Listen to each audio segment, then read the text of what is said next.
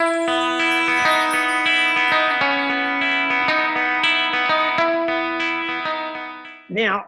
every week you put out a show. I think this would be really interesting for people who, A, may be interested in doing their own podcast, but also B, to our FBP family who kind of wonder how this miracle occurs every week. Can we have a peek behind the curtain? Can you just give us some insight in what are the steps that we go through to put a show out every single week? I will be super happy to do that for you guys today. Absolutely. Where do you want me to start? Why don't we start with how do we pick the guests? Where does that start? Ooh, super popular question. So you know what, I think to answer this question, I first want to wind back the clock a little bit, because the way that we select the guests has actually changed over time.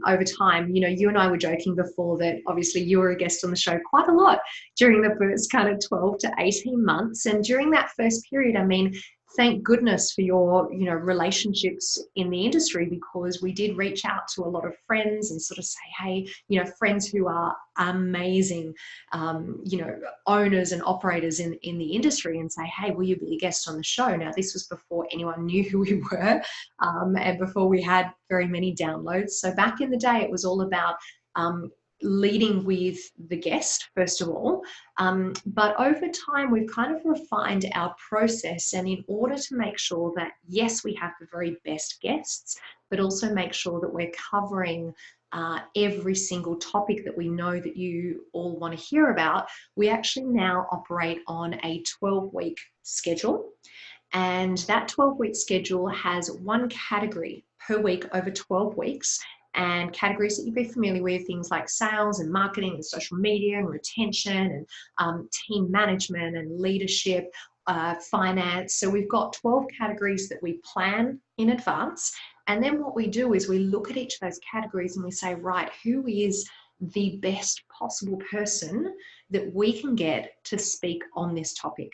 And that's when we begin our research process. So it's really now about saying, okay, we want to make sure that we can offer a show on all of these different categories over a period of 3 months. And then we go out and we source the best guest for that particular topic. Okay, so you got the guest by name, and sometimes I guess we go straight to their website, or we use LinkedIn. You use Instagram to contact some people. Yep. We use multiple ways to get hold of them. We get hold of them and they say, yep, I want to be on the show. Yep. What happens next?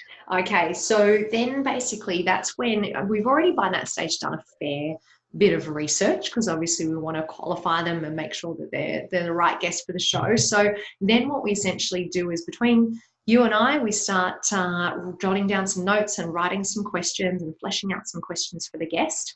And generally the process from there is we send those questions through so that they can review them and make sure that they're comfortable with them.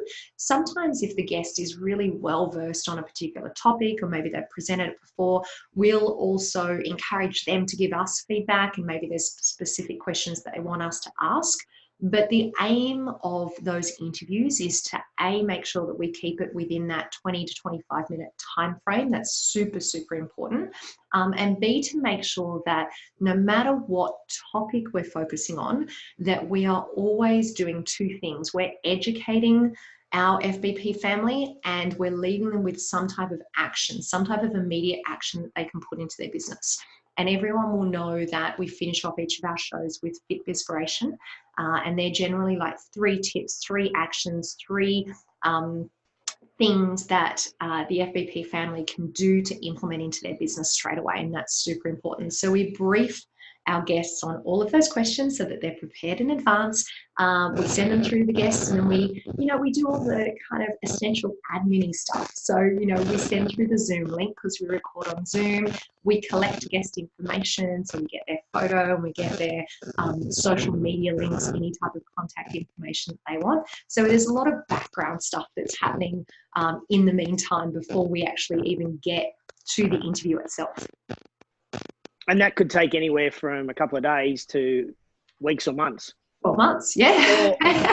In Joey Gonzalez example, Absolutely. it could take years. Yeah, exactly right. And, so there's always kind of stuff going in the background, and people might be surprised to know. I mean, we're recording this in November right now, but we have planned right up until April of next year. So we are planned well in advance. And so we're already the wheels are in motion to get those episodes prepared and start doing our research and writing questions and making sure that the guests have plenty of time to prepare themselves as well, which is really important for these interviews. You mentioned Zoom. What about microphones? Yeah, so great question. It's actually a pretty common question for anyone that's interested in starting their own podcast. So for us, we are very lucky. We're very spoiled because we have an amazing audio engineer, Harper. Shout out to Harper, who has been with us since day one, which is pretty incredible. But yeah, so we record on Zoom. I use a Blue Yeti microphone to record each of the interviews, and then essentially after. Can you show those that are watching on video? Hang on. If I go silence, because I pulled the cord out. There. Oh, look at that. Looks like R2-D2, that thing. That little baby out. Yeah, it's very cool. So I've been using this mic probably for the last, I'm going to say 4 years now. So probably 3.5, 4 years or so. Super reliable, really easy to use. If anyone's interested, I'll put a link in the show notes for today. But essentially we record on Zoom. I take that unedited file, that raw file, I should say, and then that all basically goes into an overarching script. So after the interview's recorded, I then put together a script for each of the shows to make sure that we haven't missed anything. And right at the beginning of when you and I started talking today, JT, I mentioned that we have a very structured format for the show for a very good reason. We want to make sure that information gets across straight away. So that is scripted. We make sure that we've got our advertiser messages, our partner messages in there, any special events that we're doing, like the FBP family meetup, or when we did our amazing Bose headphones giveaway a couple of months ago. All of that goes into a script along with any edits for the main interview. And then all of that just goes across the world from Sydney to the USA. And our amazing audio engineer, Harper, cuts all of that together and sends it back to me for the first review and the first look through, or listen through, I should say. And is there anything else? Because then obviously I'm assuming because you're a perfectionist, it probably goes back a couple of times before you're ecstatic with it.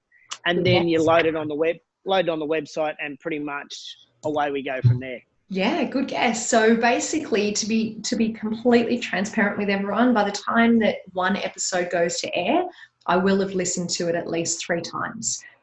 So that is I'll do the initial interview. I will then go through and do the first round of editing.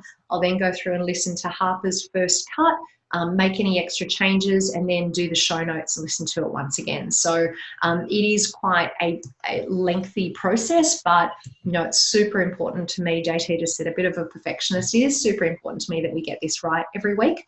And I have been known to re-record 1 or 2 interviews just to make sure that we're absolutely spot on with information. So yeah, once it comes back, I then write the show notes, and the show notes are all stored at fitnessbusinesspodcast.com, and every single week we do that really detailed timeline so that you can go through and you can listen to a specific part of the show if you want to, or you can dive into any particular part that you might want to hear again or re-listen to at any stage. So that finished episode, it goes live onto our website. So our amazing team behind the scenes, Alicia and Mel, they basically load that onto the website.